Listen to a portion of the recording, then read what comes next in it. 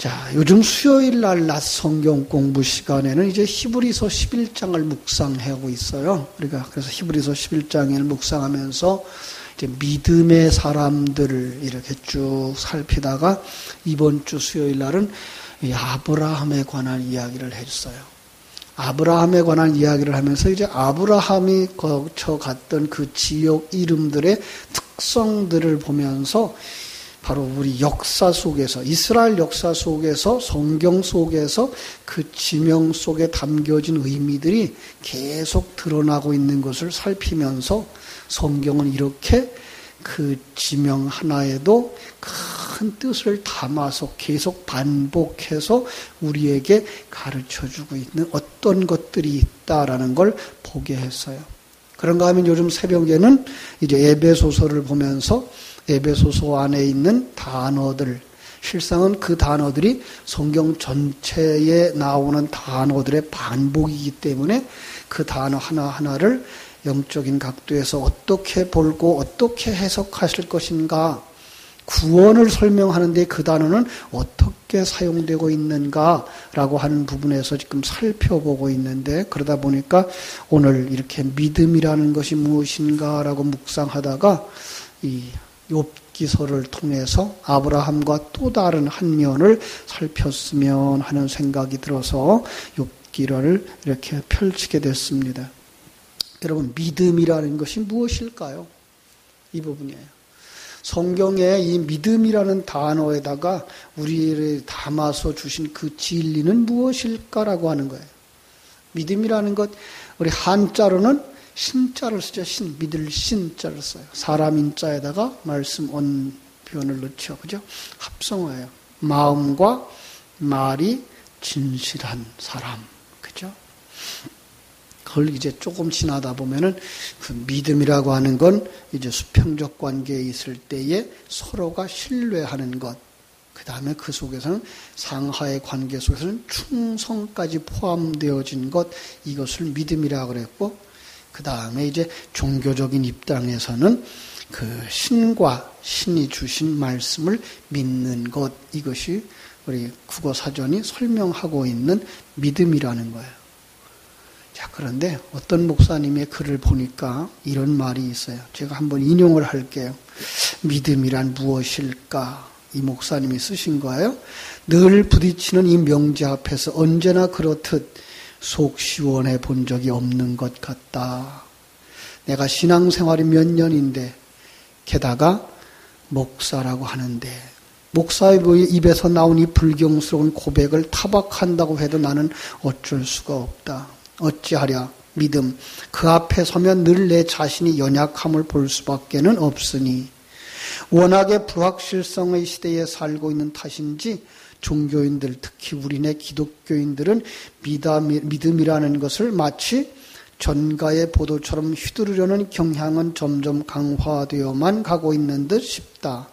믿음만 있으면 삶의 모든 상황과 문제가 해결되어진다는 마법의 램프처럼 말이다. 그러나 실제의 삶의 뚜껑을 열어보면 이 믿음과 실제 펼쳐지고 직면해야 하는 삶은 늘 평행선처럼 보이기만 한다. 가슴을 뜯으며 눈물로 기도하는 이들은 늘 자신의 부족과 결과를 믿음의 연약한 탓으로 돌린다. 그러나 성경은 정성이 갸륵하여 지성이면 감천이라는 식의 믿음을 말하지 않는다. 그래서 주님은 겨자씨 하나만큼의 믿음을 말씀하지 아니하셨던가. 믿음은 해석의 눈이요 결단의 자리이며 용기로 실현되는 삶의 자리일 수밖에는 없다. 믿음은 내 안에 있는 자원, 정성이라든가 노력이라든가 어떤 기도라든가에서 비롯되지 않는다. 믿음은 전적인 하나님 안에서 이루어지는 그 나라의 영역이다. 그러니 눈을 똑바로 뜨고 보면 아무리 믿나이다라고 되뇌어도 삶은 변하지 않는다. 아니, 우연히 바라는 바가 성취된다 한들 그것이 성경이 말하고 있는 그 나라와 뜻이 이루어지는 것과 관련이 있던가. 믿음이란 그 나라에 대한 신뢰이기 때문이다. 하나님의 나라에 대한 신뢰이다. 지금 인간의 죄로 인해 왜곡되고 뒤틀려버린 세상 속에서 심겨진 하나님 나라의 씨앗 하나 안에 맺혀질 무한한 생명에 대한 신뢰이다. 결론은 아주 잘 맺었어요. 그죠? 믿음은 내 삶으로 귀착되는 결과가 아니다라고 말하고 있어요. 믿음은 내가 바라는 어떤 것들이 이 안에서 이루어지고 있는 것을 의미하고 있지 않다고 하는 얘기죠. 그렇죠? 자, 이렇게 깨닫고 보면 이 믿음이라는 단어 속에다가 무엇을 담아주신 거예요? 하나님을 알고 하나님의 뜻과 그 계획과 목적과 그 하나님의 일하심을 알아서 그 뜻에 자기를 의지하고 맡기는 삶. 이 삶이 있을 때 그것을 믿음이라고 하는 거예요. 이 삶이라고 하는 건 바울 사도가 늘 서신의 첫머리에서 언급하듯이 은혜와 평강의 삶이에요. 이것이 하나님의 은혜로 말미암아서 뭐예요? 예수 그리스도의 의 안에서예요. 예수 그리스도가 주어진 그 의 안에서 하나님이 전능하신 분으로 우리를 온전케 만들어서 천국에 영원히 하나 되게 하려는 그 계획임을 깨달아 알고 나를 내려놓고 하나님이 주신 모든 것이 가장 아름답고 복된 것이고 가장 좋은 것인 줄 알아서 그 속에서 기뻐하고 감사하고 찬송하는 삶, 그것이 의인의 삶이고 그것이 믿음이라는 거예요. 자, 거기서 우리가 볼 수 있는 게 이게 바로 구원의 완성이다라는 거죠. 구원의 완성이 뭐예요? 많은 말을 했는데 정리 안 했죠. 자, 우리 설교를 듣는 사람들이 그 설교를 정리를 안 해요. 어떤 게가 믿음이에요? 하나님을 알고 그 하나님이 예비해 주시고 펼쳐 주신 그 환경 속에서 하나님이 내게 주시는 은사를 가지고 최선의 삶을 살아면서 완성되어서 천국에 가는 거다라는 걸 알고 그 삶을 누리는 것, 그게 믿음. 그리고 그것이 구원의 완성이고 더 나아가서 그것이 의로운 삶이라고 말하고 있는 거예요. 거기서 나오는 믿음의 조상이 누구라고요? 아브라함이죠. 그러니까 아브라함의 이야기를 할 때에도 이 얘기가 나와야 되는 것이고요. 저는 믿음의 조상 그러면서 항상 두 사람을 제시해요. 한 사람은 아브라함, 또 한 사람은 아브라함과 동시대의 사람. 누구죠? 욥이에요, 욥. 근데 우리는 욥은 믿음의 조상으로 보지를 않고 있어요. 욥기서를 읽으면서 재수가 없어서 고난을 많이 당하는 사람, 그래서 의인이 왜 고난을 당하지? 이렇게만 생각을 하고 있는 것이지, 그게 바로 그런 사람을 하나님이 그렇게 만들어서 그 속에서 믿음이 일하시는 것을 보여주는 샘플로, 그죠? 아브라함이 믿음의 조상의 샘플, 어떤 한 부분을 설명했던 것처럼 욥도 어느 한 부분을 설명해 주시는 분이구나를 깨달아 아는데 이르지 못한단 말이에요. 그래서 많은 사람들이 이 욥의 이야기를 할 때에는 질문을 하죠. 욥이 의인이에요, 아니에요? 욥이 의인이었을까요, 아니었을까요? 네? 안 읽어봤어요? 대답이 없어요? 동방의 의인이라고 그랬어요. 그런데 제 생각은 그건 자칭 의인을 이야기하는 거다 쪽이에요. 왜냐하면 그가 마지막에 가서 정말 의로운 자가 되고 있기 때문에 어떤 걸 많은 고난과 연단을 거치고 하나님의 개입이 있은 다음에 그가 온전한 의인으로 하늘나라의 복을 받는 자가 되어지기 때문에 처음에 나오는 이야기는 의인이 아니었던 거예요. 자, 이런 얘기를 하고 있는 거죠. 아브라함은 어디서 출발하죠? 아브라함은 고향이 어디였어요?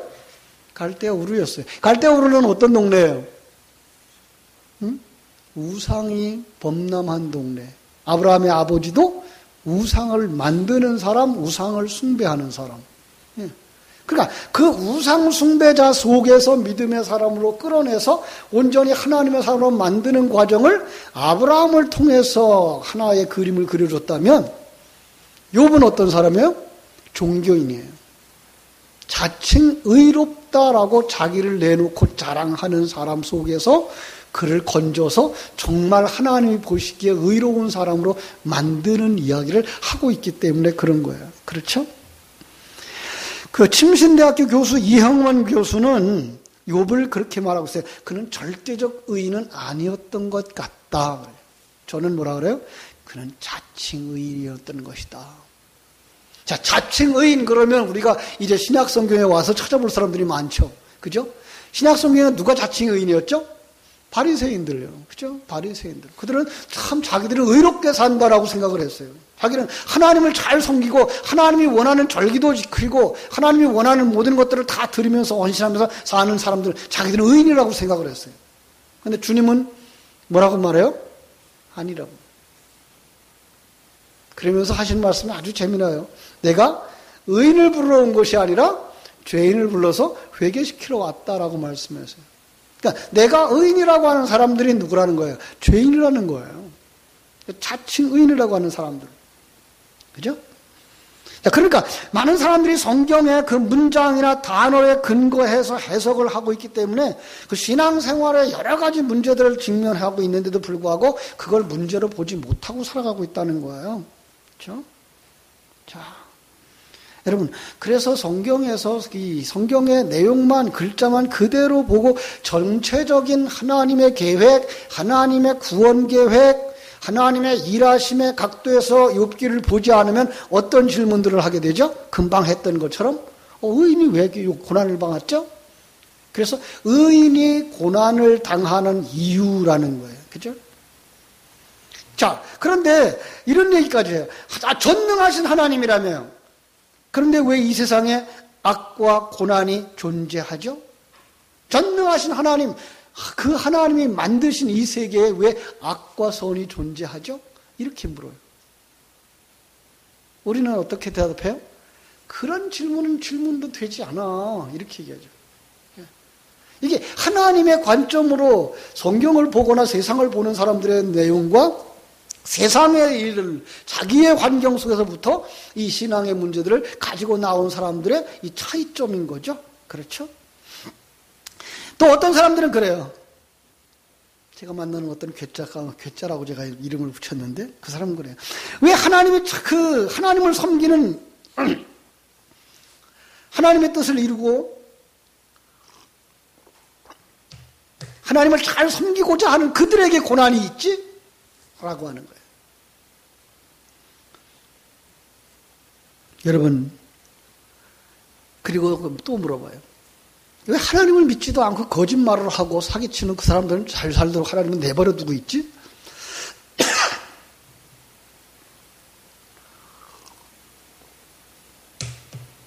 왜 하나님이 이렇게 살아계시다면 왜 그들을 징계하지 않지?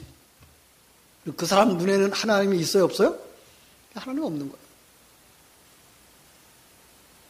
자기도 한동안 헌금을 쫙 열심히 하고 몸된 교회를 열심히 섬겼대요. 목사님을 열심히 섬겼대요.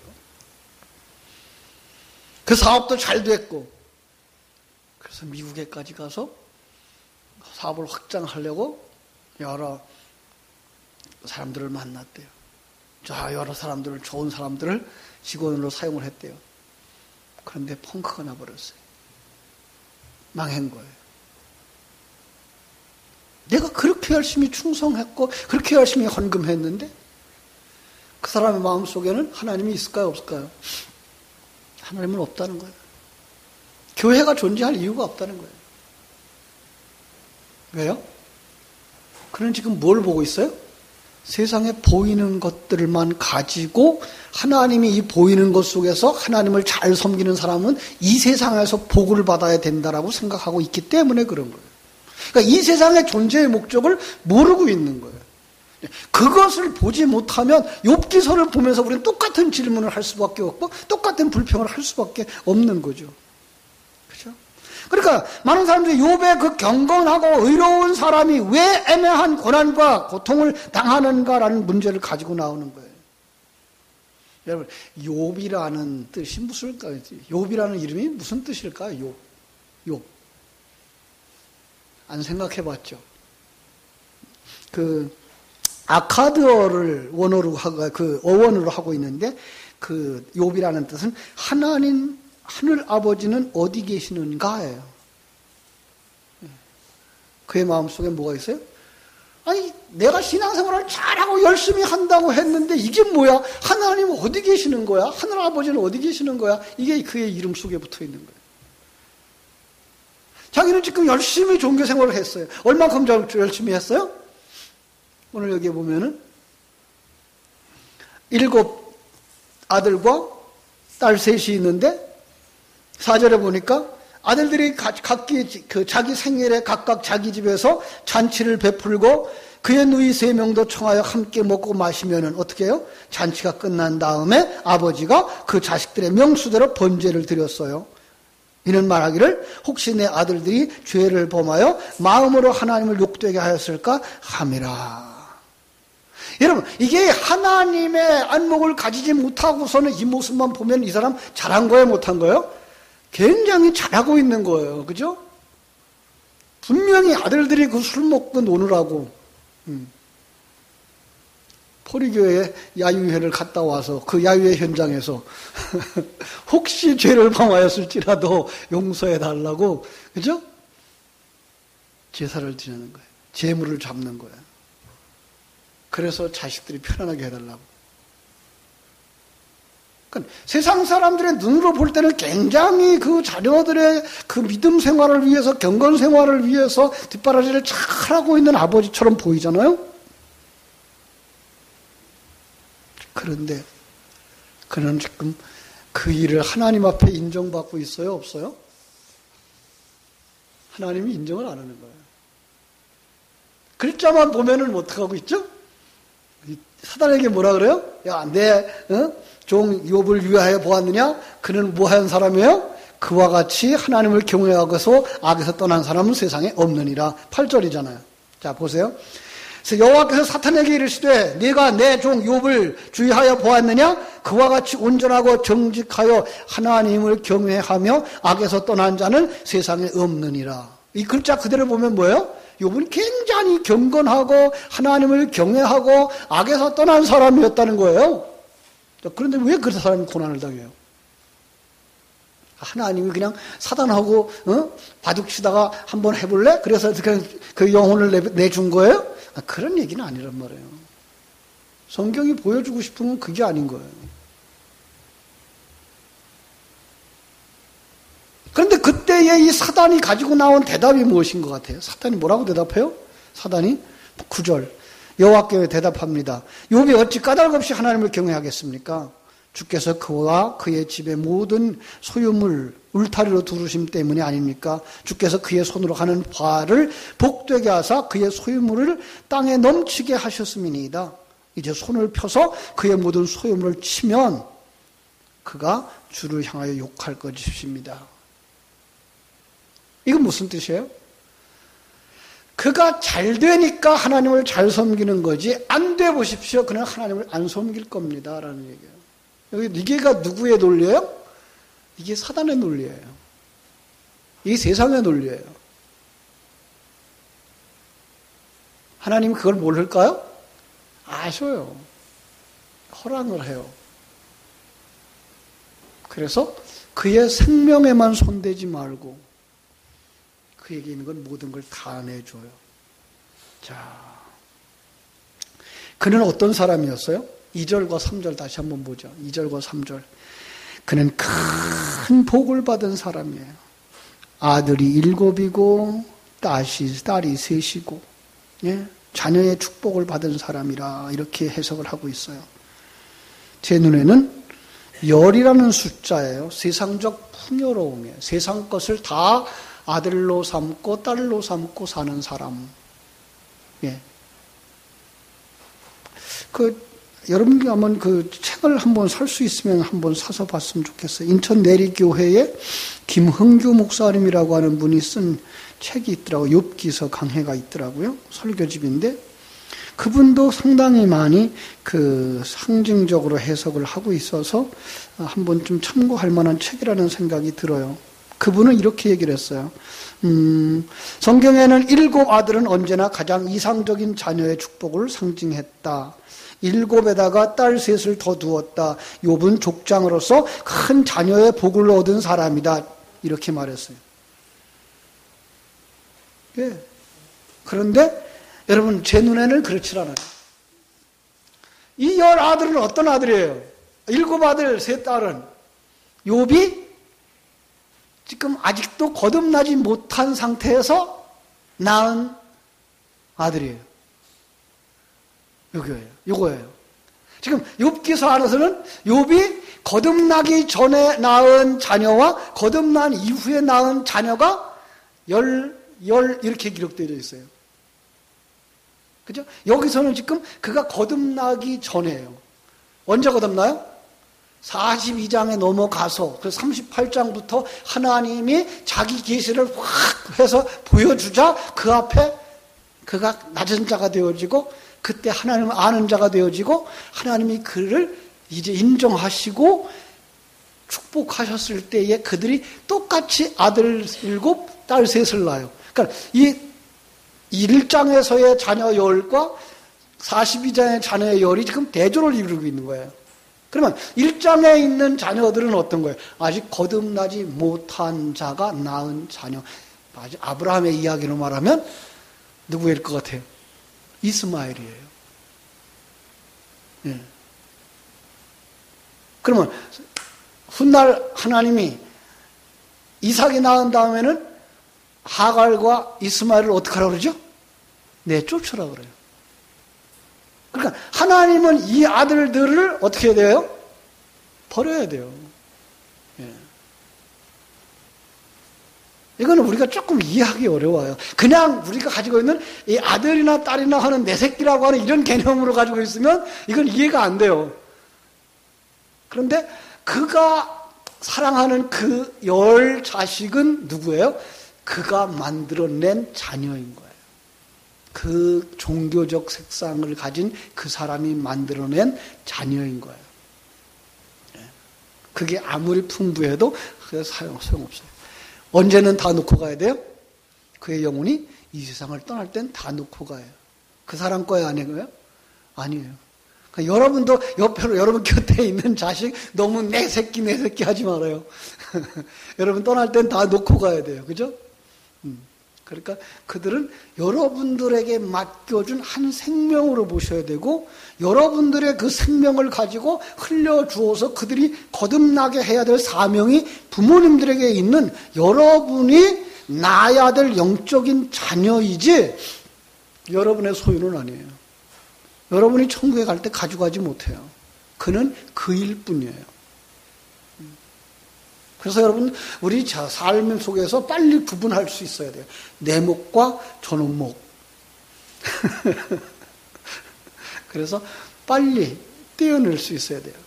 그리고 여러분은 여러분의 신앙을 잘 쌓아서 여러분의 신앙을 훌륭하게 가지고 갈 때 거기서 자연스럽게 그 신앙이 흘러나가서 저 사람이 하나님의 사람으로 거듭나야 돼요. 그리고 그 사람을 향한 하나님의 몫을 그 사람이 누리도록 해줘야 돼요. 이게 자식이에요. 근데 우리는 너무나 동양적이죠. 내 새끼. 그죠? 큰일 나죠. 다치면 큰일 나요. 조금 힘들면 큰일 나요. 아니요. 힘들게 내버려 둬야 돼요. 그리고 자기들이 이제 자기들의 신앙을 쌓고 자기들의 삶을 쌓고 자기들의 산업을 누리면서 자기들의 삶을 살아가야 돼요. 그게가 빨리 독립돼야 돼요. 그게가 자기들의 신앙이고 그에게 허락하신 하나님의 그 인생을 살아가게 하는 거예요. 지금 우리 한국인이 그게 너무 안 돼서 어떤 족속까지 생겼어요? 캥거루?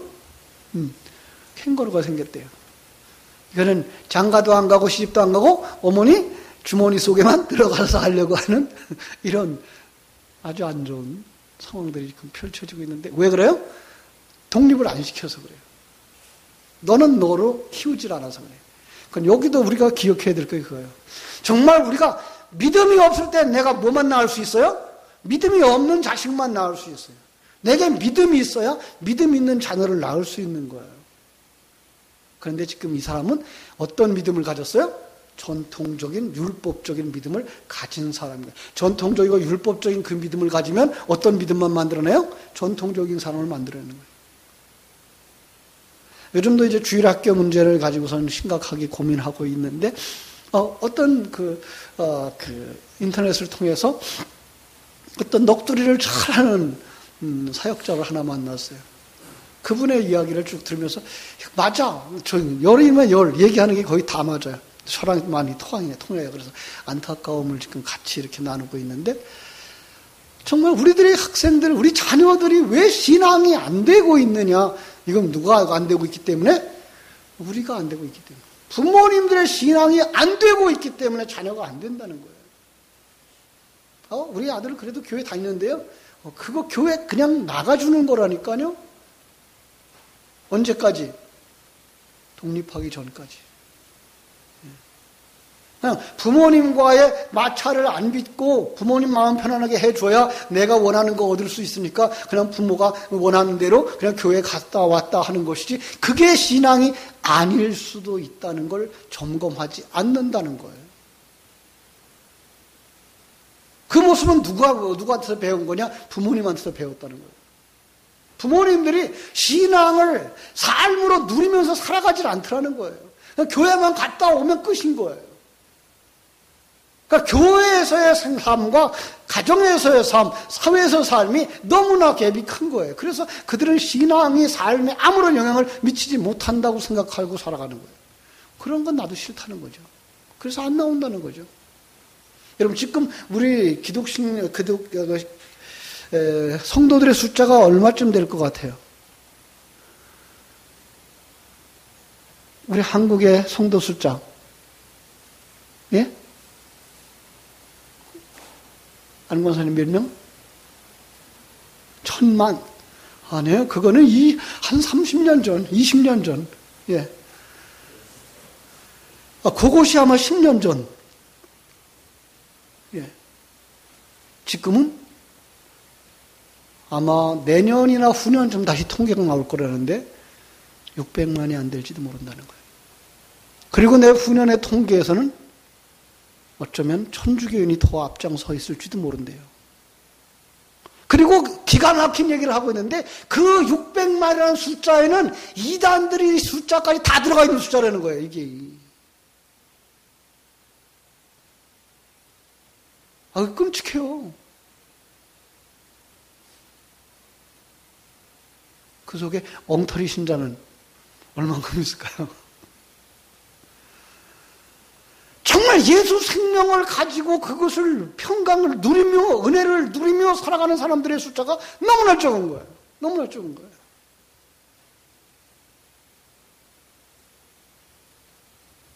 얼마 전에 신천지가 어디 올림픽 공원을 체육관을 빌려서 집회를 했어요. 거기 15만 명? 무지무지하게 모였어요. 체육관에 못 다 들어가서 밖에서까지 집회를. 참 그 집회하는 모습을 이렇게 보면서 마치 공산당원들의 카드 섹션을 하는 것과 같은 똑같은 모습이에요. 그들은 그걸 얼마나 노력하고 준비했겠어요. 그런데 그를 쫓아가고 있는 거예요. 여러분, 지금 우리 기독교인들이 너무나 힘이 없어요. 너무나 힘이 없어요. 왜냐하면 예수 생명 이것은 참이야라고 하고 이것만이 살 길이야라는 것이 목사 안에, 교회 안에 있는 장로님, 권사님들 심령 속에 없는 거예요. 그러니까 세상 사람들만 못한 거예요. 여러분, 오늘 여기에 나와 있는 욥의 신앙, 그건 율법적인 신앙이라고 그러지만 이 욥의 신앙이 어느 정도인지 아시죠? 그 사단이 손을 댔어요. 그래가지고 그의 재산을 다 뺏어갔어요. 자식들 뺏어갔어요. 그런데 그가 뭐라고 고백해요? 주신 자도 하나님이시요 취하신 자도 하나님이시니 하나님이 찬송을 받으실지어다. 여러분 그렇게 기도할 수 있어요? 여러분 그렇게 고백할 수 있을까요? 이게 완전히 유대교적인 그 사상에 팍 젖어 있으니까 그게 되더라는 거예요. 저는 이걸 중국에서 봤어요. 공산주의에 젖어 있으니까 그들이 30년, 40년 공산당원으로 산 다음에 남은 퇴직하고 남은 생애를 사막을 가로막겠다고 사막 속에 들어가서 천막을 치고 거기에다가 나무를 심고 있어요. 그 나무 심는 거 그냥 땅 이렇게 조금 파고 심는 게 아니라 적어도 1m, 2m씩 파고서 그 깊이까지 뿌리를 내리도록 그 속에다가 나무를 심어요. 살아요? 예, 하나 둘씩 살아요. 한 100여 개 심으면 하나 둘씩 살아요. 그런데 그걸 그 이듬해 또 옮겨 심고 또 심고 하는 거예요. 그걸 10년씩 20년씩 지속하고 있다니까요. 내가 한평생 나라의 녹을 먹고 살았으니까, 당의 그 사랑을 받고 살았으니까 나는 나라와 당을 위해서 내 한 목숨 바치겠다는 거예요. 그럼 이게 우리가 말하는 정말로 그 불쌍하고도 그냥한 그 공산당원들의 모습인데, 그럼 성도들이 정말 하나님의 생명을 가졌다고 하는 우리들의 모습은 어디에 있느냐고요. 정말 이것만이 생명이라고 하는 그 확신이 우리 속에 있느냐고요. 안타까운 거예요. 그냥 입술로만 믿음이라고 말하고 있고요. 입술로만 신앙이라고 말하고 있고요. 그냥 교회 갔다 온 걸로다가 예배를 다 끝낸 걸로 살고 있다고요. 그것은 아니에요. 그것은 사실은 믿음의 미음자도 아직 쓰지 못한 사람이에요. 우리는 정말로 다시 한번 깊이 생각해 봐야 돼요. 무엇이 믿음인가? 욥은 이렇게 유대교적 사상, 종교적 사상에 깊이 빠져 있는 사람이었던 것을 여기서 우리가 볼 수가 있습니다. 그런데 그는 이 세상에서 뭘 가졌어요? 이 세상의 풍부함을 가진 사람이에요. 그래서 그 가진 게 뭐 얼마예요? 여기 한번 볼까요?